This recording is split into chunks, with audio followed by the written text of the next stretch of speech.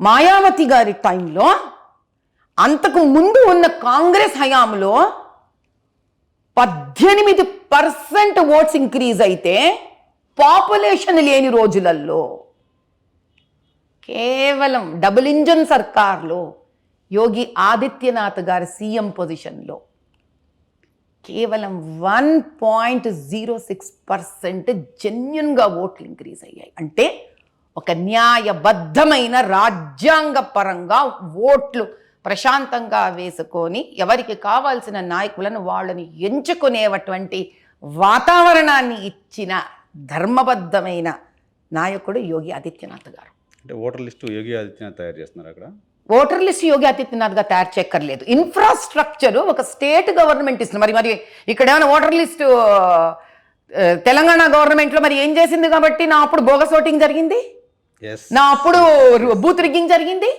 కాబట్టి స్టేట్ ఇన్ఫ్రాస్ట్రక్చరే ఆ నెలన్నర ముందు 5 ఏళ్ల ప్రాయంలో ఎంతమందికి తెలుసు?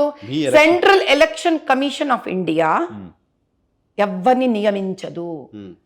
ప్రతి స్టేట్లో ఏ పార్టీ గెలుస్తుందో ఆ గెలిచిన పార్టీ ఆధ్వర్యంలో ఉన్న చీఫ్ సెక్రటరీని అడుగుతుంది, నీవు మాకు ఎలక్షన్ కమిషన్ పేరు రికమెండ్ చెయ్యి.